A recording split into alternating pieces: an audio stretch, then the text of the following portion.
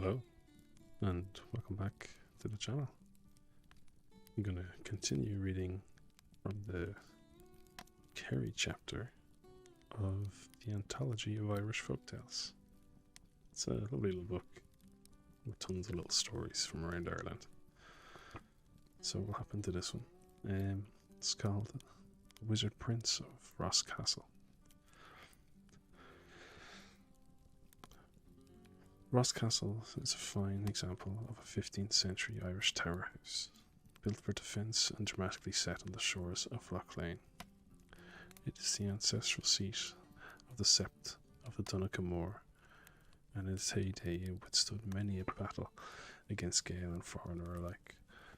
But its final undoing was the fulfilment of a pesky, age-old prophecy which declared that Ross may all assault disdain, till on Lough Lane strange ship shall sail. It was none other than Cromwell who, being aware of the prophecy, knew that fulfilling it would have a much greater impact than mere brute force. He was right, the scallywag. And so he had gunships transported by oxen over the land from Killorgan to the loch, where they were launched into its waters. They transported gunships by oxen. This terrified all who saw them, and after a few cannon shots and nothing but a graze to the fabric of the building, the occupants of the mighty castle surrendered. Before the untimely destruction of the mighty fortress's spirit, it was home to a great and mysterious chieftain. The O'Donoghue was respected far and wide as a great warrior and magician. Is that actually, sorry, just thinking, O'Donoghue, is that just the big O'Donoghue? That's how it translates to. With vast knowledge of alchemy, dark arts, and the occult. From a young age, the chieftain practiced incantations and made potions from the plants and herbs that grew around the lake. It was even said by some that he could converse with the devil himself.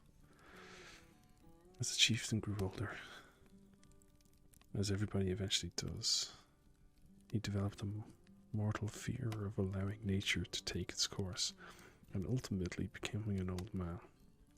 Given his vast experience in the old ways, he thought that he may be able to figure out a solution to his problem, and so he locked himself away for weeks on end in a remote part of the tower, high above where anybody would usually venture. Day and night he experimented with new potions and new spells in an effort to find a cure for what bothered him. As the sun rose on a May morning, a great commotion was heard over the dawn chorus. The O'Donoghue declared with great excitement from the chamber window that he had finally found the cure to aging. My lady, he exclaimed, come hither, you must help me become young again. His woman, you wouldn't get away with that. His woman came as she was bade, and upon reaching the top of the stairs, knocked on the large wooden chamber door. Given the unpredictability of her man, she was understandably terrified, and did not know what to expect. He opened the door and greeted his beloved with a wild, insane look in his eyes. I've found the cure, my lady, and I need you to read the incantation so that I might regain my youth, he said, knowing that he would accept nothing but her unwavering submission to his request. She reluctantly agreed, but when he warned her with great fervour that she might recite exactly what is written, otherwise there may be a great punishment. What's the odds she fucks it up, huh? She took the large book and began to read what he had written. There were many strange words and symbols, as it was written in a strange language that she had never heard or spoken before. It was not the Gaeilge that she had grown up with. She pronounced the words as best she could, but it was soon clear to see she was asking the lady to read such a spell in an otherworldly tongue was a foolish move. A large storm quickly began to brew over the loch outside, and the waters became choppy and dangerous. The wind picked up and ripped around the tower, pulling stone blocks out of the walls and crashing them into torrent below. Although the lady continued to read, the vicious wind was so loud that she could not be heard any more, and the furniture was being shifted all around the chamber. Suddenly, a large dark hand of wind and rain reached in through the chamber window and snatched the Undonica Moor from where he stood. Shaking him violently, the hand pulled him out through the small window, shattering his mortal body and taking him downwards into the depths of the raging loch, never to be seen again. It is said that had he remained in charge of the castle, that it would never have fallen to the English, but it is also said that he lives to this day at the bottom of the loch in a large palace, ever preparing potions and reciting incantations. He visits his ancestral home every 7 years on the anniversary of his watery incarceration. That wasn't too bad. Quite a short one, actually. I think I'll go into the next story as well. That one was so short. So, buckle up. This tale also hailing from Kerry. The origin of the Killarney Lakes. Long ago in Ireland's ancient past, before the Milicians, Tuatha or even the Fir Bolgs had set foot upon the shores of Ireland, the area of land now occupied by the 3 lakes of Killarney was a stretch of green and pleasant valley, wherein a peaceful and happy people once lived. The land was flourishing with abundance of fruit trees and a multitude of orchards, fine seasonal crops from rolling fields that had the very best of soil, healthy game in great numbers in the forest around, and plenty of fish from the rivers and streams that flowed through the area. No people could say that they were more blessed by the gifts of nature than the ancient denizens of this happy village, and indeed the people were both healthy and merry.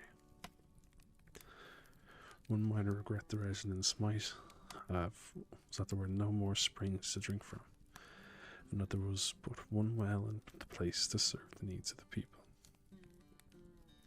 This well was of great value to the people of the valley, and they placed great importance on its maintenance and care. A law was passed for its protection that, when not in use for drawing water, the well should be covered with a lid at all times.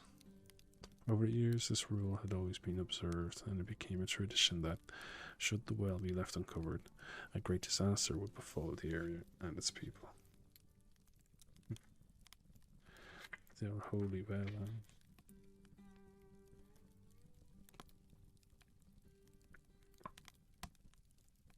The chieftain of his ancient people was a just and wise ruler who lived simply and frugally in the same manner as the rest of his people.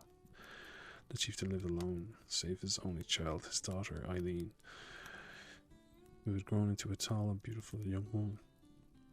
One fine summer afternoon, after Eileen made her way down to the well with a large pitcher, as she was often prone to do, to bring back fresh water to the house, she took a refreshing drink herself before filling up the pitcher from the well, and she readied herself to return home.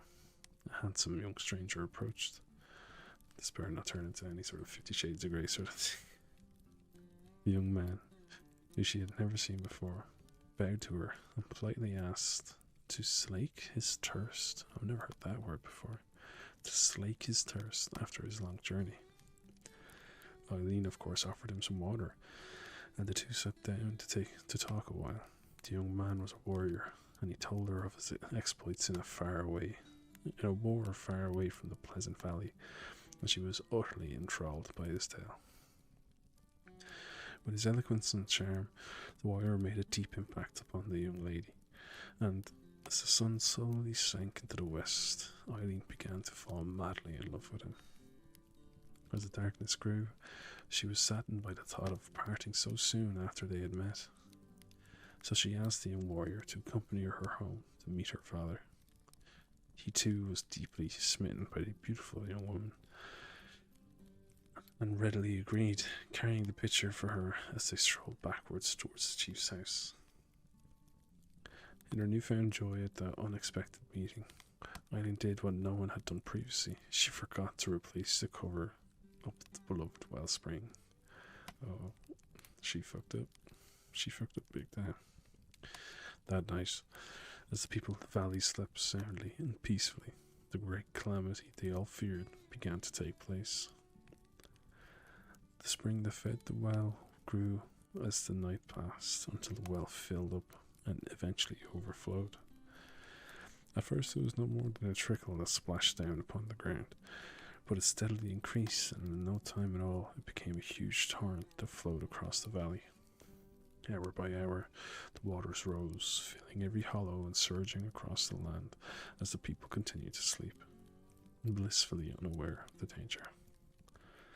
It was not until the waters rose to meet the houses of the first of the people awoke, as their homes became flooded with the ever-increasing flow of water.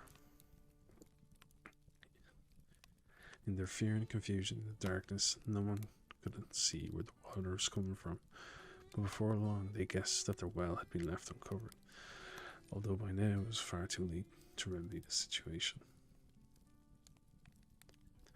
In desperation, some brave souls swam out to the well, dived down in hope of replacing the cover to save their beloved valley from disaster. All those who did so were lost to the rising waters and were not seen again. Realizing that it was hopeless to continue, the people of the valley resolved to abandon their homes and escape, such clutching a few possessions and most just running as fast as they could. The villagers tried to make it to the higher ground of the surrounding mountain slopes. Sadly, not even the young people were fast enough to outrun the waters that swelled and boiled ferociously with ever increasing vigour. Even the great chieftain, his daughter Eileen, and her companion were swept away by the raging waters, and, like the rest of the people, they were drowned.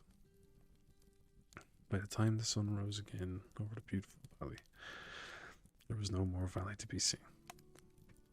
Every homestead, tree, field, beast, and person was submerged under the waters of the tree lakes that had sprung up overnight.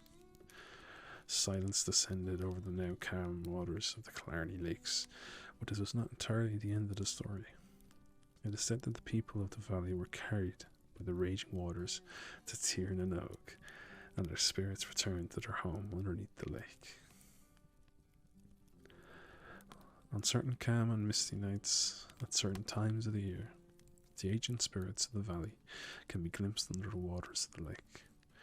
Even now, the Jarbies, hackney coach or jaunting car drivers, and the boatmen of the lakes might tell you, if anyone should be so bold as to dive to the bottom of the largest lake and replace the cover that still lies there, then the waters of the lake would gradually subside to reveal again the once splendid valley. The tragic forgetfulness of that ancient chieftain's daughter was the making of one of Kerry's most famed places of beauty, renowned throughout the island and beyond. No one has tried to replace the cover, as far as can be told, for who would want to see the end of the great beauty of the lakes of Killarney? It was a nice one. I actually quite liked that last one. It was just it's just a nice little tale, huh? Yeah, well, I think I'll leave it there for this one. So, if you enjoyed, drop a like, all that sort of stuff. If you have any ideas for something to do next, by all means, leave them below. And hopefully it helps you relax a little bit. Yeah. See you later. Slán go fóill.